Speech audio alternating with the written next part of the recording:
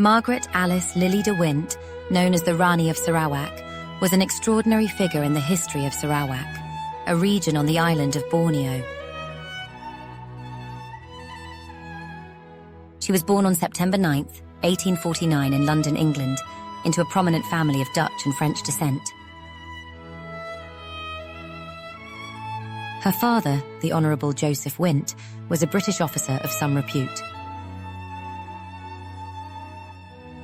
Margaret's life took a remarkable turn when she married Charles Brooke, the second White Rajah of Sarawak, in 1869, a union that marked the beginning of her journey as one of the most fascinating figures of colonial history. Early life and marriage. Margaret grew up in a privileged environment, receiving a well-rounded education. Known for her striking beauty and intelligence, she caught the attention of Charles Brooke, who was looking for a wife to join him in Sarawak. Their marriage was not necessarily romantic. Charles was pragmatic and sought a suitable partner who could help him in his administrative role as Rajah. At the age of 19, Margaret left England for Sarawak, a remote and exotic territory with which she had no prior familiarity. Life in Sarawak.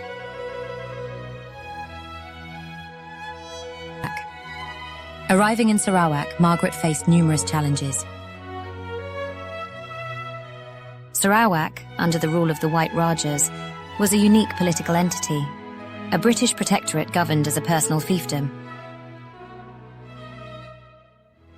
The region was marked by its dense jungles, diverse indigenous population, and challenging tropical climate. Margaret found herself thrust into a world vastly different from Victorian England. Despite these difficulties, Margaret adapted remarkably well. She became fluent in Malay, the lingua franca of the region, and immersed herself in local customs and traditions. Her role as the Ranee was multifaceted. She supported her husband's administration, acted as a mediator between the European and indigenous populations, and worked to improve the welfare of the local people. Contributions and legacy. Margaret was deeply involved in charitable and social work. She founded schools, supported local crafts, and encouraged the education of women and children.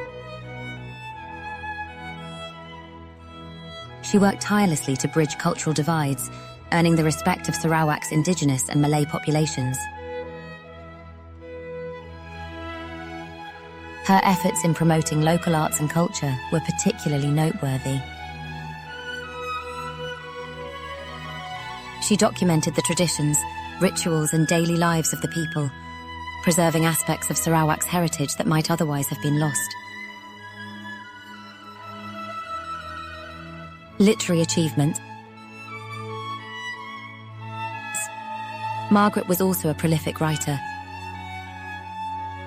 Her memoir, My Life in Sarawak, published in 1913, provides a vivid account of her experiences as the Ranee.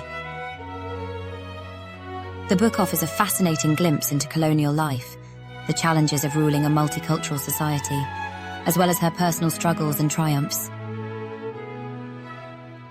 Her writings are lauded for their wit, insight, and rich descriptions of Sarawak's landscapes and its people. Relationship with Charles Brooke.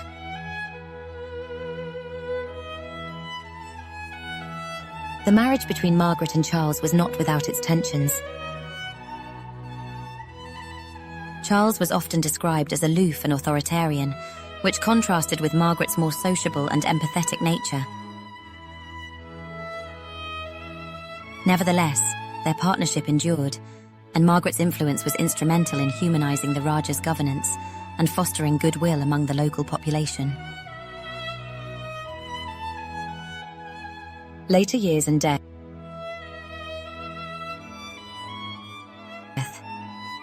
After Charles's death in 1917, Margaret returned to England. She continued to write and remained an advocate for Sarawak's independence and cultural preservation. Margaret's later years were marked by a sense of nostalgia for the life she had left behind. She passed away on December 1st, 1936 at the age of 87, leaving behind a remarkable legacy. Historical significance. Margaret's life as the Ranee of Sarawak highlights the complexities of colonial rule and the role of women in such contexts. While her position was one of privilege, she used it to advocate for social progress and cultural preservation in a region undergoing significant change.